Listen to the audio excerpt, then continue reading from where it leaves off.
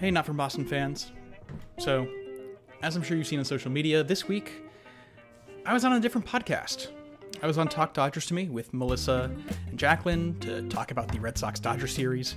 It was incredibly fun. The two of them are amazing and very kind for letting me in to be a part of their show, even for just a little bit. So I'm going to share that conversation with you here on our feed. Be sure to also like and subscribe, not just with us, but with Talk Dodgers to Me as well. Their show's great, and I definitely recommend following. We had a lot of fun talking about the Red Sox and Dodgers shared history, what the series was like this past weekend, and more.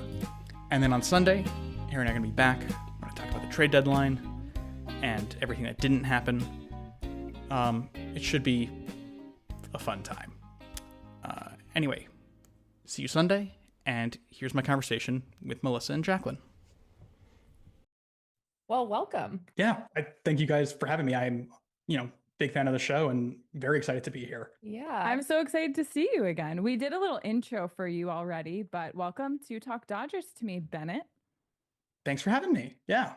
Can you tell Jacqueline and tell our listeners how we met?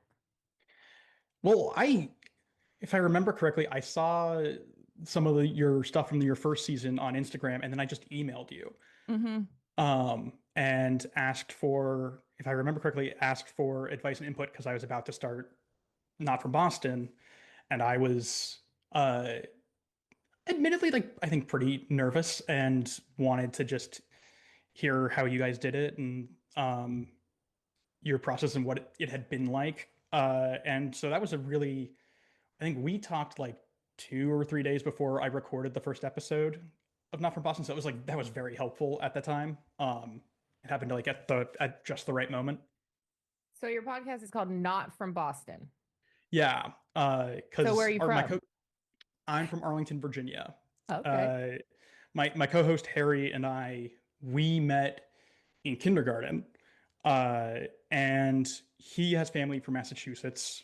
So he grew up a Sox fan, and he introduced me to baseball by way of the Sox. And we both became huge Red Sox fans. And despite being Virginians. Wow. I love it. And I love that title too. And I remember when we Zoomed that first time, I think you were a little hesitant and kind of like, oh, I haven't done it for this reason and that reason. And I think I was just like, you just got to do it.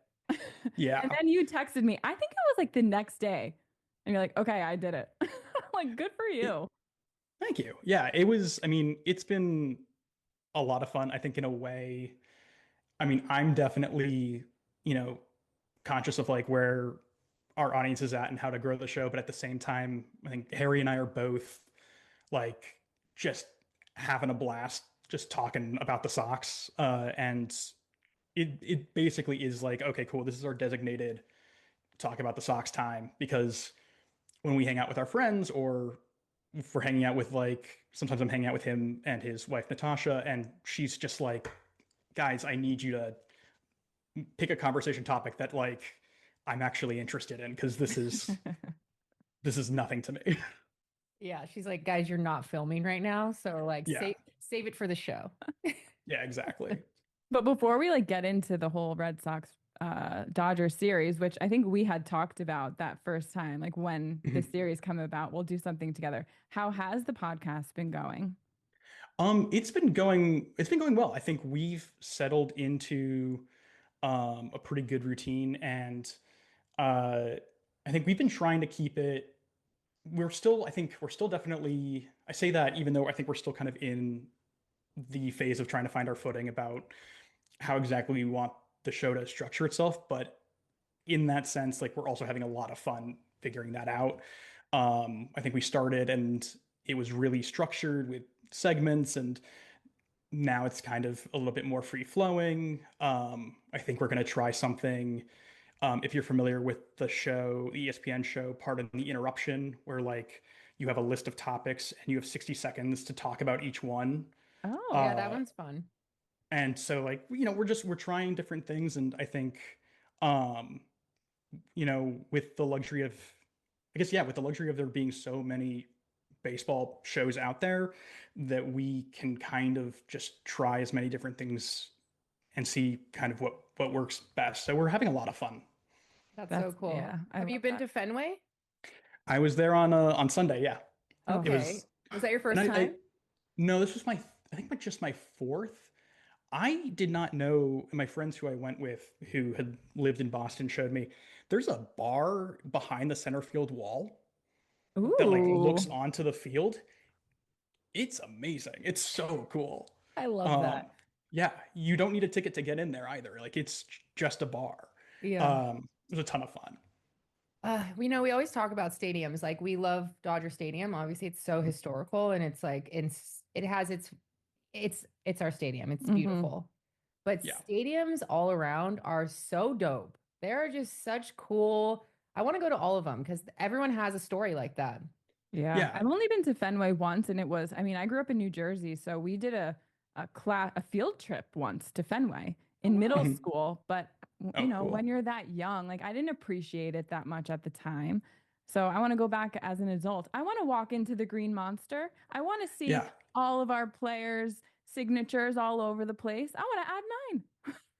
So wait, I Yeah. mean, Kersh has pitched there before. So like why did he sign just now?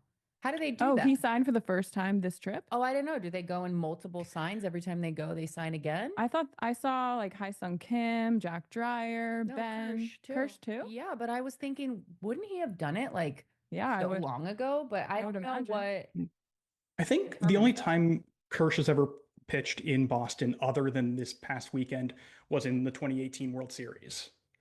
So Wow. it Oh. might have just not been the right time, but that's a good question. I don't know. Maybe it didn't fit Um, into his, very regimented routine. that's I mean, players are weird like that. Honestly, yeah. that's probably. But no, I mean, I've obviously like I've been to Dodger Stadium several times, and it's a mammoth of a ballpark. Like it's massive, Hmm. and Fenway is just like this cozy little like nook. It's the complete opposite, and it's so weird. And the seats are way too small, but it's awesome. Like it's just really charming. Yeah. No, that's really cool. Okay, so as we're on, the big green monster, what is Hmm. it? The Yeah, jersey. yeah. The green jersey. So it like basically is like an homage to the scoreboard and all this stuff, which is so cool. So you guys like it. The fans like the green jersey. How Oh do we yeah. feel about the yellow one? I think it depends. I think as I get why. I get why it's yellow. It's for the Boston Marathon, Right. which the city of Boston, of course, adores. And there's a relationship there with, 2013 with the Boston bombing and how the Right. Red Sox kind of put the city on their back in, in the aftermath of that. So I, Hmm. I understand the tribute. I think if we're talking purely aesthetics, not my favorite. Okay.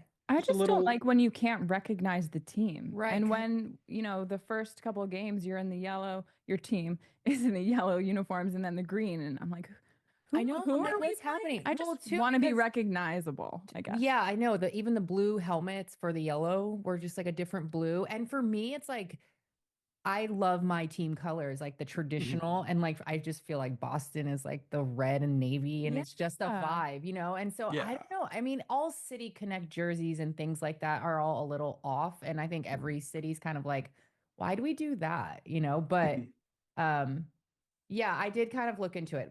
Eye wise, I'm like, what's happening? But then when I saw that it was honoring the marathon, and I totally get it. And like, I know that, the sentimental of anything really helps But you when love you Yeah. have things. to explain it and you don't just know right off the bat, I guess that's when I'm struggling with it a little. But once you learn it, how do you say that? Yeah.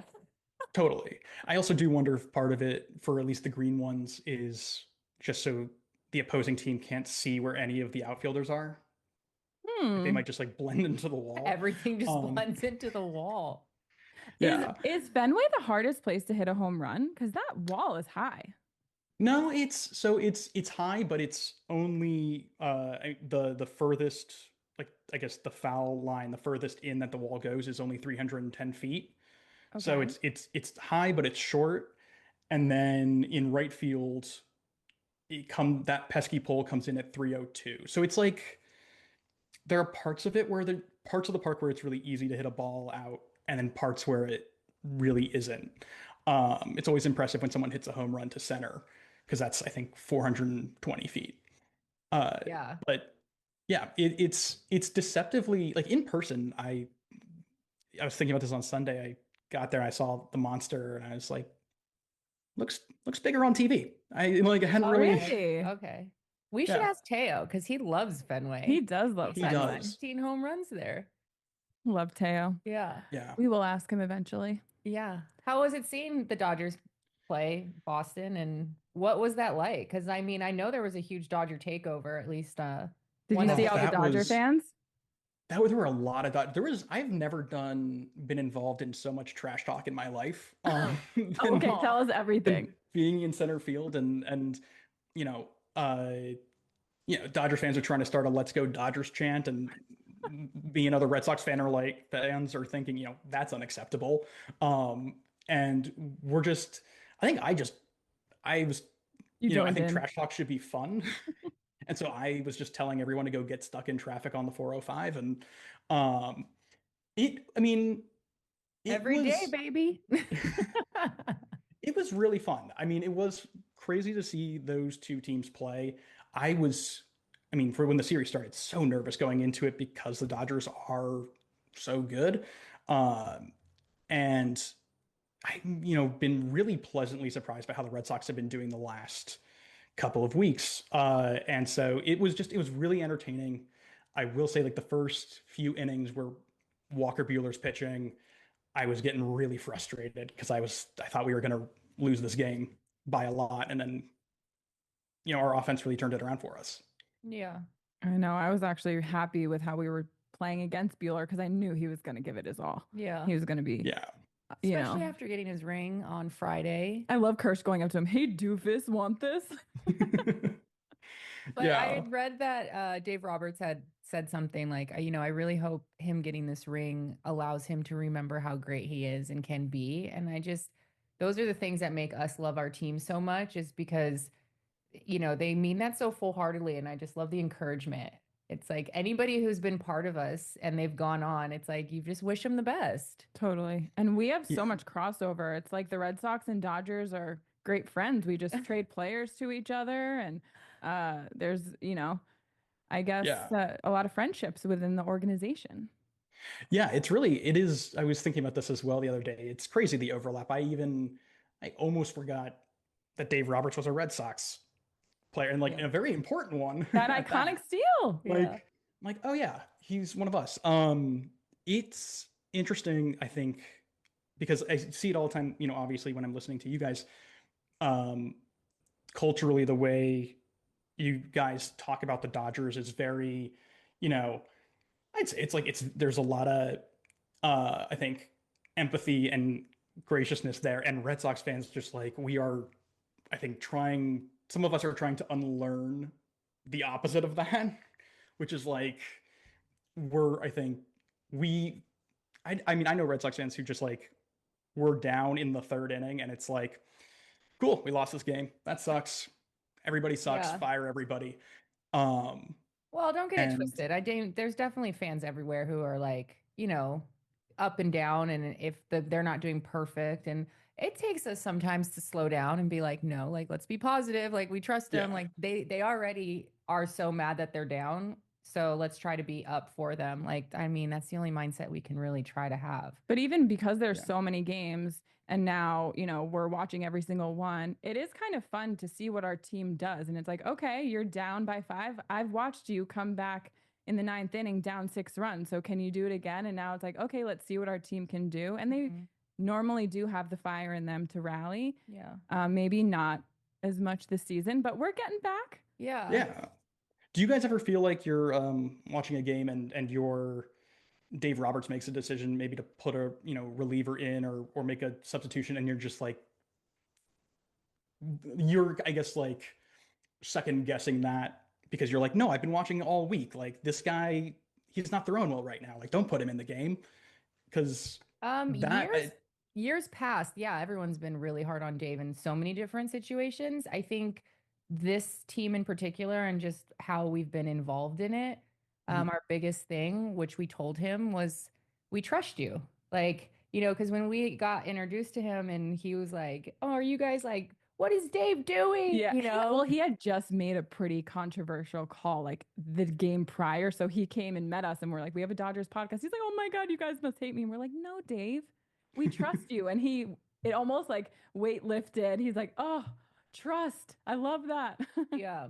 But our Yeah. team is so special right now, and I can't ignore that. And so, yeah, honestly, going into games and they switch things up, and, they're all so involved with being what the role is that they need to be for that game. You kind of watch it and see, like, what are you guys going to do? And, like, how is this going to feel? You don't really feel, because it can kind of go both ways. And we've pulled ourselves out of things in crazy ways. So now it's kind of like, I know you can do it. So who's going to do it? But also, I remember like one of the questions I had last season, we had Molly O'Boyle and Kayla Vesia on, which is funny. I'm talking about this now because they were just reunited because Gavin Lux plays for the Reds, who were in the series now.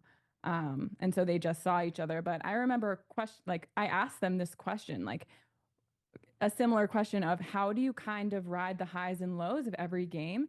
And they were like, we don't. We have to kind of take the emotion out of it a little bit because there's so many games and because we're at all the games and all that stuff. So I feel like now watching more baseball than I ever have, they know more than us.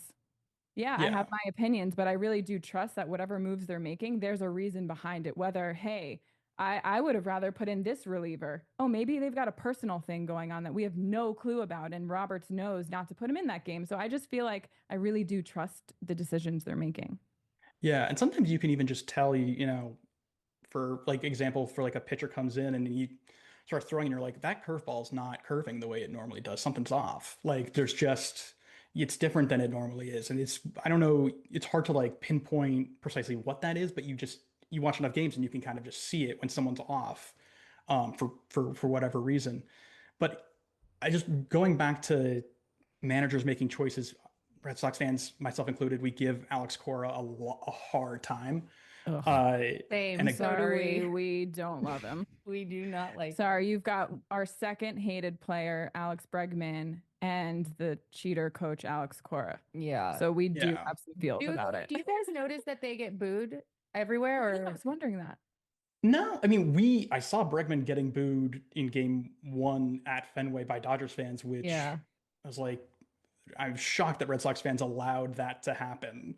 I mean, on their home do you turf. not care that he cheated? And I mean, that's the most annoying part about the situation. It's not against them as players. He's phenomenal. He's a phenomenal athlete. Yeah, it's annoying that he's Pereira. He was just at Dodger Stadium, and he's a phenomenal athlete. But the annoyingness of like blatantly cheating, it's like, don't you guys care about just like the sanctity of what the World Series is?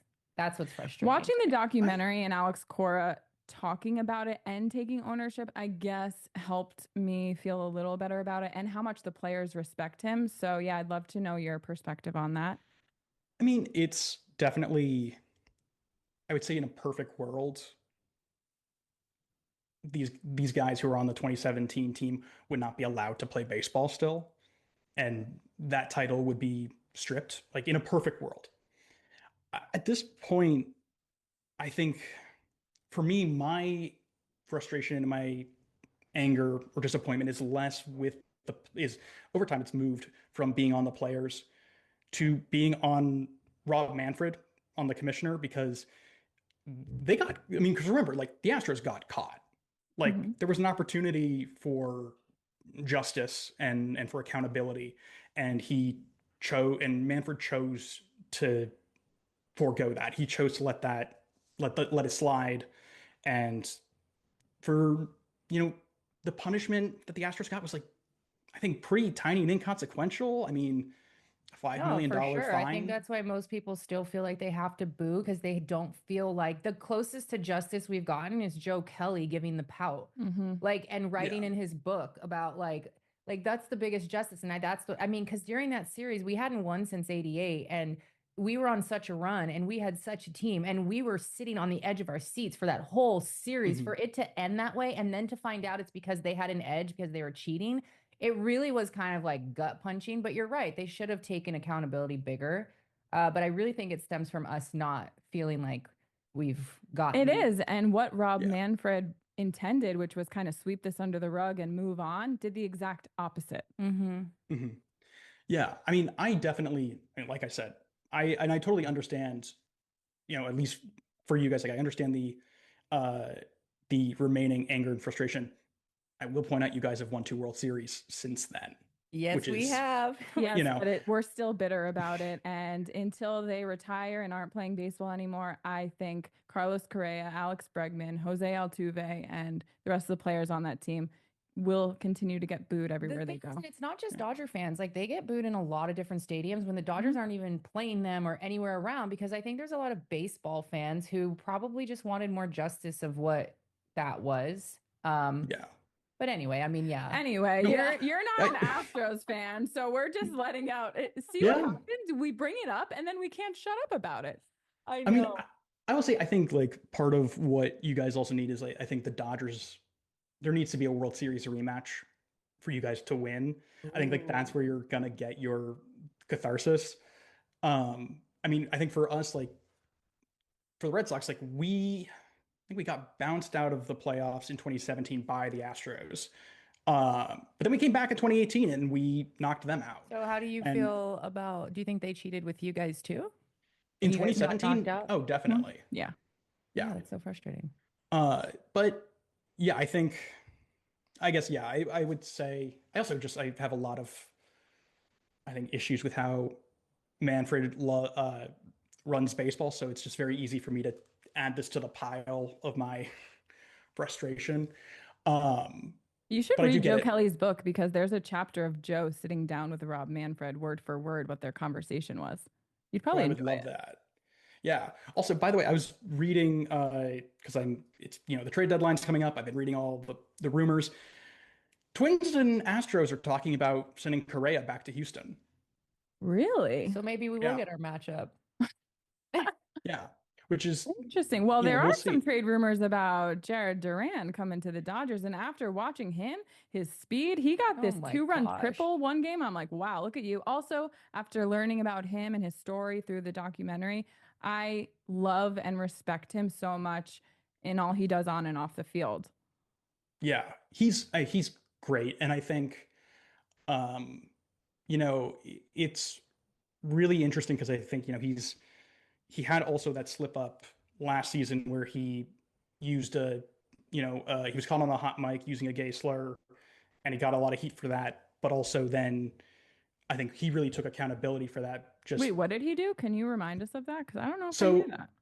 yeah, in August, I think it was August of last year, he was going up to bat, and someone in the crowd was, pestering him. Oh, And he told the guy to shut up, and he called him, the slur that starts with an F and ends with a T.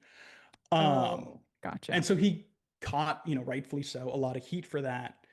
But then I think has been at the same time like really forthcoming about how that mistake, like how he has grown and changed from that mistake, and how, he can learn from that and be better after the fact, which to me, I think is always really important. I Mhm. mean, some screw ups aren't, you don't get that luxury, but I think I'm always happy to see someone try to be a better version of themselves after a screw up. Totally. And so that plus the documentary, I have a lot of respect for him.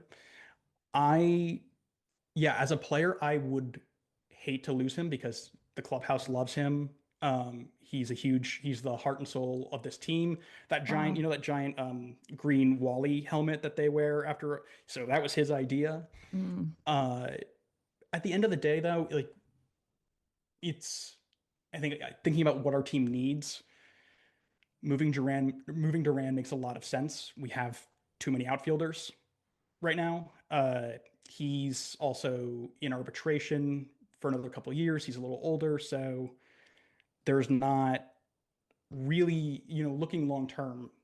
I think, we either move Duran now at the deadline, or we move him in the winter, or he leaves in free agency in 2 years. Mm-hmm. But there's not really a scenario where he stays for the rest of his career, just because of Okay. who else we have on that roster. So, I mean, it's gonna be tough. My feeling is like when it comes to the trade deadline, no one, both sides should be unhappy with the outcome. And I think if we move Duran, that sucks, but probably for the best. Well, the Red Sox are known for some pretty bad trades. Yeah, although the Devers one is working out for us, I think.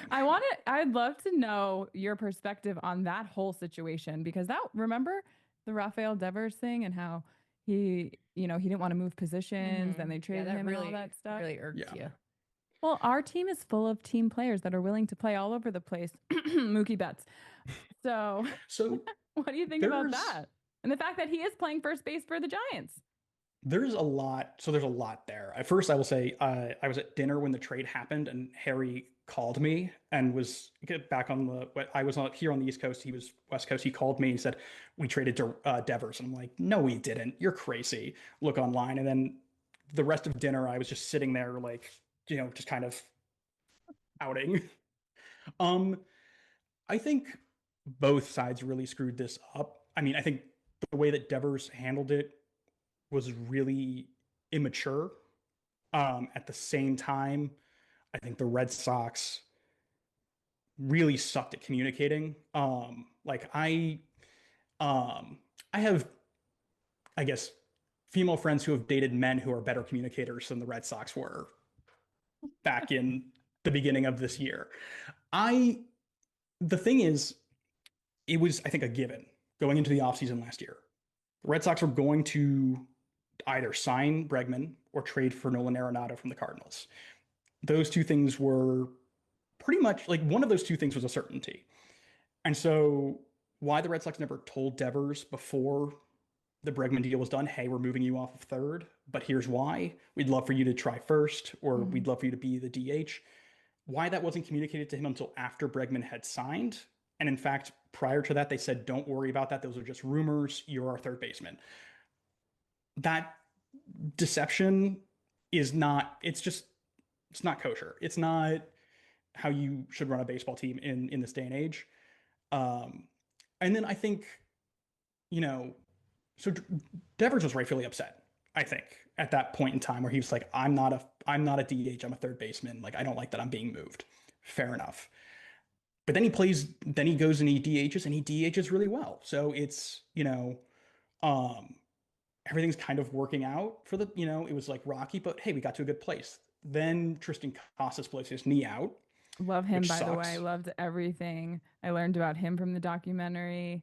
How just free he is, how he lays on the grass, just like shirt off, nails painted, does what he wants. He gives me a little bit of Joe Kelly vibes, just like so authentic and so true to himself. Anyway, he's a total weirdo and I love it. But he blew out his knee, which sucks. And it was obviously also a complete unforeseen accident. Like, who could have predicted that?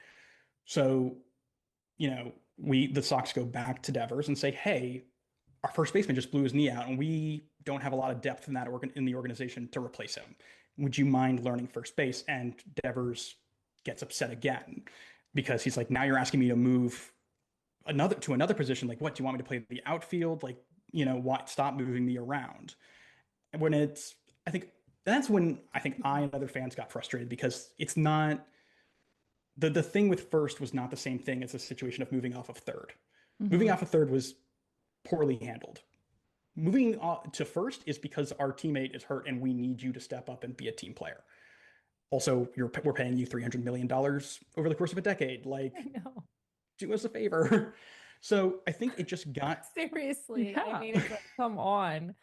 I know. So I think at that point, and it got the friction in the clubhouse, I think got to a point where the Red Sox felt that they would be better off without him. And initially, I think Harry and I we talked about it on our show. Like, we thought we were done for the season. We thought, taking our best bat away, this is going to wreck our season. And then we turned around and we actually had, we've had an amazing run since then.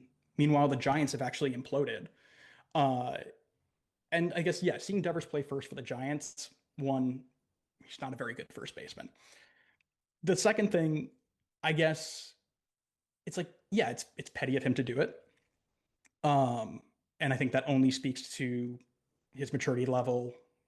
And it's like, okay, great. So you know, wouldn't play first for us, you'll play first for them. I Yeah. guess, it is what it Totally. is. Yeah. Okay. Well, you played really well against us this series. Yeah. Won the series. How did you feel about your Oh, team against us, the World Series champs? And I mean, what do you think I about our Dodger team? I was really shocked. I mean, um I think especially in the run up to the All-Star game and then through to now, we have really, I think offensively really found our groove. We just kind of chip away at teams bit by bit. I think Roman Anthony and Bregman and Duran as a trio at the top of the order have been really, really excellent in the Mm-hmm. last few weeks. Hmm. And I mean, Roman Anthony, like he's 21, he just turned 21. He's a total kid. And he's been outstanding in his like first 2 months in the majors. So it's been amazing to watch him play. I gotta say, you guys with the Dodgers, I was every all I heard going into the series was, oh, the Dodgers bullpen's a mess. Everyone's hurt. Dodgers bullpen's a mess. Your bullpen did not allow a single run in games 2 or 3. Like I guess like Kershaw didn't have his best day, neither did Dustin May, but like once the bullpen came in, like you guys shut the door. Hmm. I mean, as did we, but still, it was, I think I was like, why are we complaining about this bullpen? It's pretty good.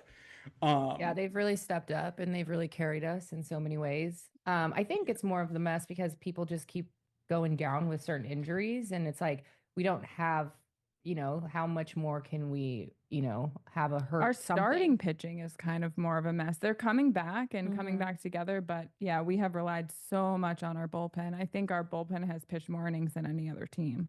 And yeah, sometimes we're calling up guys and I don't even know who they are. I know. I think you guys have had actually more pitchers pitch this season than any other team ever in a single season. Like I think you've called up the most guys. Yeah. Um, I I don't was know the really actual. impressed with Crochet. He's we call him a pig. I don't know why, but we're all every it's like Crochet is such a pig. Um, I think because he's like tough and thick-skinned. I don't know, They call him a but pig? That doesn't sound nice. I know, right? But I I think guess he it deserves a is better name than that or a he. better animal reference. I know, but apparently he likes it, so we're Oh, rolling okay. with it. Um, He but likes to roll in the yeah, dirt. Oink, oink. Well, we can't meow anymore because Tony, after we part with you, I will give the Mhm. injury update. But I don't think Tony's coming back this season. I He's the don't think cat man, so. Tony Uh, Gonsolin. Are we gonna oh still do the yeah. fun lightning round? Yeah, yeah, for sure. Okay. Uh, but yeah, so he's been great. I mean, I can't fault him for giving up a leadoff home run to Shohei Ohtani. It's like okay, of course. And Teo being in Fenway, Yeah. also it's like that's very forgivable. And then he just turned into a whole other pitcher and 10 strikeouts over 6 innings. It's like can't really ask for more than that. Mm-hmm. Yeah. Yeah. So very happy about having him. What are your guys's, I guess, with the trade deadline coming up, like what are your hopes in terms of what the Dodgers do between now and I guess tomorrow evening? I guess for me, I don't really, I mean, I think that the beginning of the season, it's like they kind of set it up so that we didn't have to touch this, Mm-hmm. Mhm. and it hasn't always gone that way. And we touched on it last episode where it's like anything that happens is going to be a little uncomfortable. It's part of the game. But like, ideally, I just want the team that we started with to just be healthy and Mhm. working optimal and have that camaraderie because the chemistry and everything that we have from every player. I mean, yeah, I don't really want to see anyone go. And at this point, I don't know, it could be anybody. I And know. Yeah. yeah, I mean, we fought really hard to have certain people on our team beginning the season. And, as there are boys, we don't really want to see any of them go. I mean, a lot of them are coming back. A lot of our starting pitchers are starting to come back, which I'm really excited about. So a healthy team is kind of like all we want right now with the injured list we have. I know our front office is going after a right-handed reliever, and Mhm. there's been a lot of talks about needing an outfielder. So someone Mhm. like Jared Duran would be pretty perfect for us. So that's the moves I think I don't want to lose any of our guys. We I also have know. so much depth Yeah. that we could work it with guys we have. So we'll see. We'll see. I think What are that, you yeah, hoping for the Red Sox? I'm thinking, I mean, I would love, we need starting pitching. I think that's, and maybe another reliever because a lot of our guys are pretty gassed at this point. Um, but another starter would be great. I would love to see, a Mitch Keller from the Pirates or Merrill Kelly from the Diamondbacks. Hmm. I think those two, he wouldn't fit into the plan at all, but I would love to trade for Mason Miller from the Athletics. Mhm. I just think I was talking about him last week for us. I don't know. He's great. He throws incredibly hard. I think he's been getting hit a lot harder this season off the fastball, but he has two other pitches, and so I'm sure bring him to the Red Sox. We'll change his pitch mix, and then once you start seeing off speed stuff from him, it's gonna be really difficult to keep up, and he'd be a lot better. I'm excited to see what happens with all the trades, I mean, Yeah. I'm down to get Joe Kelly back. I know there are some talks about Joe Yeah. Kelly pitching for the Dodgers, so we'll see. But because there's so much crossover between the Dodgers and Red Sox, I asked Adam to come up with some questions for all of us. So Okay. we don't know what he's going to ask us. Great. So we thought we'd do a What kind little. of- what Neither kind of- do you, Bennett. You don't know what I'm going to ask you either. I Look at Adam's It's true, I backwards don't. hat. My first question is this. Besides the 2018 World Series, what one other time did the Boston organization and the Los Angeles Dodgers organization meet In the postseason? in the postseason? Hmm. want to say 1915. Very close. Wow. 16? 1920. 1916. Wow. Wow. Dude, Mine was you a went pure back to guess. my grandma's year of birth. It's all okay. Nice. Okay. 1 point for Bennett. Just Go for it. for the record, I used to memorize dates and things like this. So when Oh, a great. We're kid- definitely losing. Don't worry. Well, This is my- not gonna my be a mom took me as a- date-heavy- No. It's all good. Okay. Just a fun fact for everybody. At the time, the Brooklyn Dodgers were not the Brooklyn Dodgers. They were the Brooklyn Robins that year. So Wait, I have a question for you. Does anyone confuse the Brooklyn Dodger B with the Red Sox B? Is that ever a point of conversation? no, Oh, okay. I mean, I think Just a when curious we thought I had. when we I mean, wear we the can be yellow honest and- that it's very, very, very close. oh yeah, I think that's where I hone in on the navy blue and red. Mm. You know what I mean? yeah. Yeah, Well, it is close though. It's really close. The Patriots Day, the yellow jerseys and the blue, that when it's those colors, it looks a lot like UCLA. Mm-hmm. Oh, the Bruins. Mm-hmm. Bruins Yeah. B. All right, Adam, what's up next? everyone knows about the Mookie Betts trade. And Mookie Betts wasn't a shortstop at the time, but I'm going to go with the shortstop theme. Who was the other incredibly consequential shortstop that the Boston Red Sox traded to the Dodger organization? A hint. It was in the 1930s, Oh. Oh, but he became a cornerstone to the Dodgers organization. Similar to the way that Mookie is. A shortstop? Shortstop. And Boston traded it. to And he's the- got a great name. He's is got it a Pee Wee great- Reese? Pee Wee Reese is correct. Oh, wow. Okay. Pee Wee's such a good name. I I didn't thought you realize meant that. the last name. Pee Wee Reese. I thought you were going to say the thing I learned about Babe Ruth, that the Red Sox sold Babe Ruth in 1919 to the Yankees for $100,000. And at the Yep. time, that was record breaking money. You told me to come up with Dodger related questions. I know, but I just learned that. And All right, liked two it. more questions. okay, we got to get something. Please name a few players, as many as you can, who have played for both the Dodger and the Red Sox organization. Okay, should we just go back and forth? Okay. I'm gonna start. Okay. Adrian Gonzalez. Mookie Betts. Nomar Garcia Parra. Oh, how about he goes and then we're a team? Okay, so our turn. Whoever runs out of names first Yeah. loses. Okay. Kelly. Okay, that's us. Manny Ramirez. Freddie Freeman. He didn't play for the Red Sox. Oh yeah. Wait, I thought that they. Oh, that He was, played that for was the Atlanta Braves. Braves.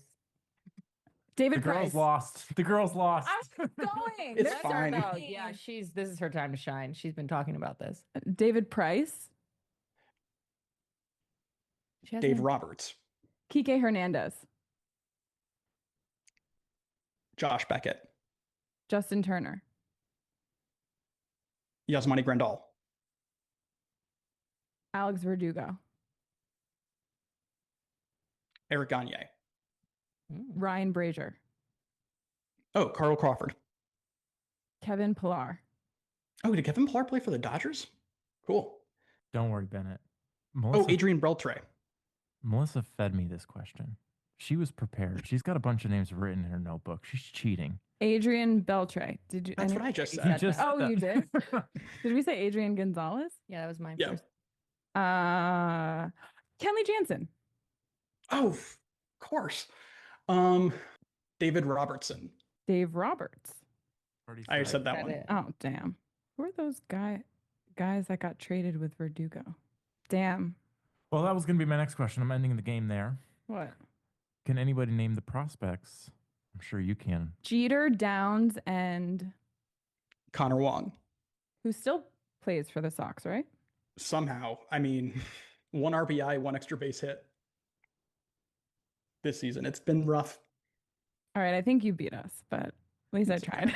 What I was going to say earlier was when I was a kid, my mom took me to Cooperstown to the Hall of Fame, and there's a room for every, I guess, about the perfect game, and it has a ball from every single perfect game that had been thrown.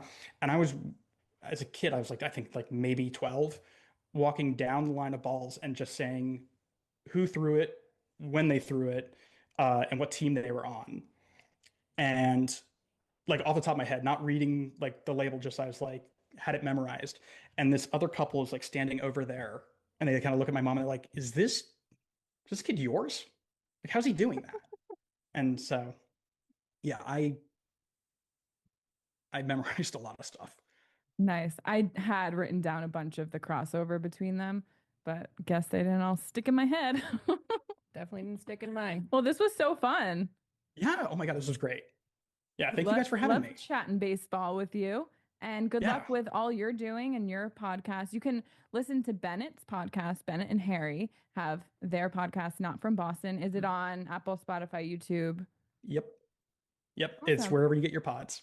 Perfect. And thank you for all the support of ours.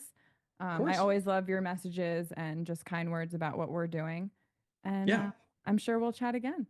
Absolutely. You guys are great. And hey, maybe we'll see you in October. Who knows? I mean, that'd be fun. I know. That We'll it was see. very nice meeting you. it's nice to meet you too. Yeah.